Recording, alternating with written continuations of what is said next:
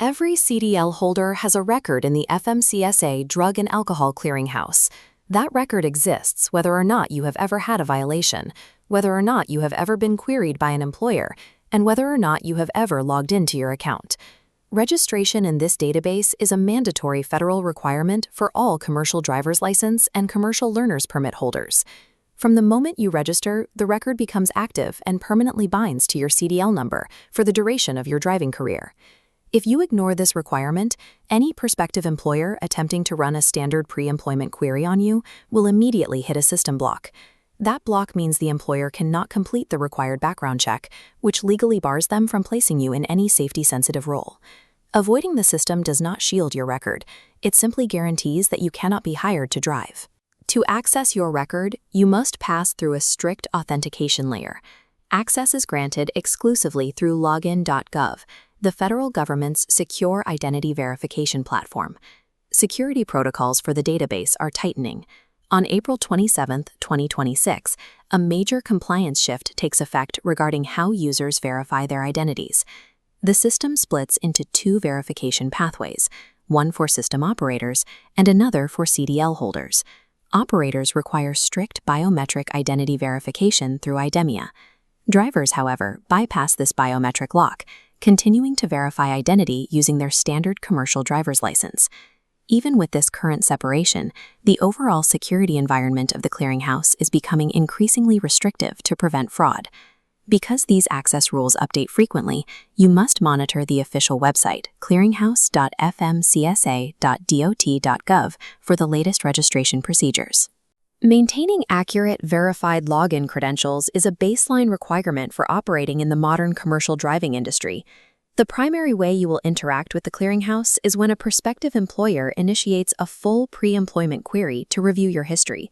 When an employer submits this request, the system sends a notification to your account, identifying the specific company asking for access and the exact type of query they are running.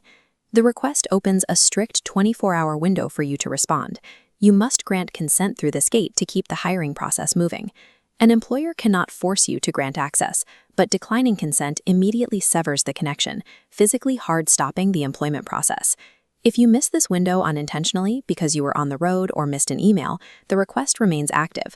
The hiring process, however, stalls out, creating delays that can easily cost you the position. Some drivers believe employers can run a full record query without their explicit permission. That is completely false. If an employer claims to have pulled your record without a consent notification, they either ran a basic limited query, which only checks for a prohibited status, or they committed a federal compliance violation. The consent protocol ensures that no detailed data is shared without your direct action. Actively managing these notifications is a practical necessity for maintaining your employment eligibility. Once you successfully grant consent, the system delivers a specific data payload to the employer. You cannot selectively hide portions of your history. Authorizing a full query opens the entire record.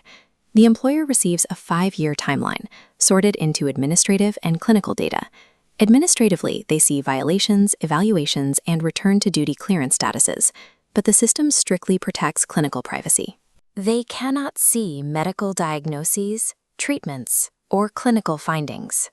If you have a successfully resolved violation, it remains visibly logged in the 5-year history, but your overall status clearly displays as not prohibited. Knowing this visibility exists allows you to have proactive conversations with prospective employers about your resolved history before the query brings it up. The database exposes your compliance with the federal process, not your medical privacy. This enables employers to evaluate your history transparently and fairly. Your complete drug and alcohol testing history does not exist in a single location.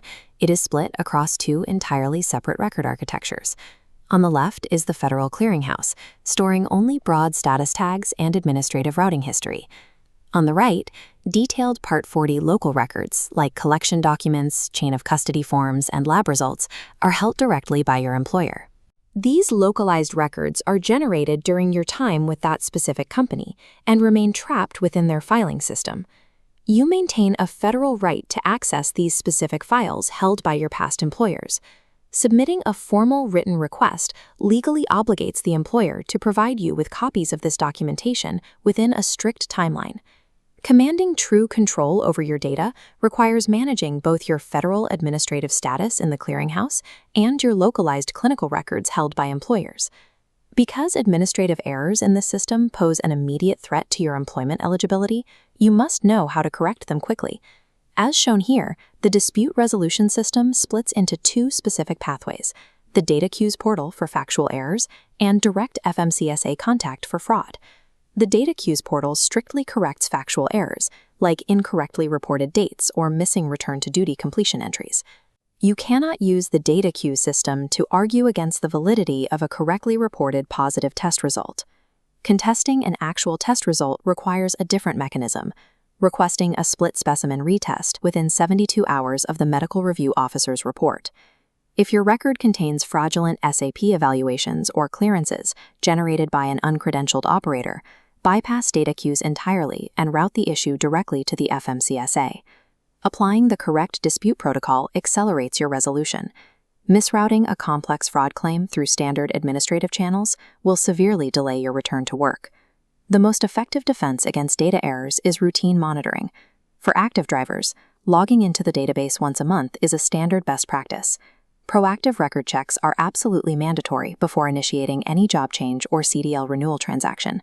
When you log in, routinely audit your query log.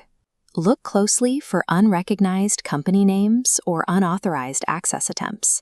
An unauthorized query is not a system glitch. It is a federal compliance violation committed by the querying entity, and it must be reported. The commercial driving sector faces severe risks from digital credential harvesting and identity manipulation. You must protect your personal data heavily. Your CDL number and date of birth are the specific identifiers required to add to a federal record. Never share this combination with unsolicited third parties, especially those offering to artificially speed up your return-to-duty processing. Before entering any credentials, verify that the website URL ends in exactly.gov. Sophisticated mimic sites exist specifically to steal your login information. Checking your own record first ensures that when an employer runs a query, the information they see is exactly what you expect. Knowing your status first is your most reliable protection against surprises during a job change or renewal.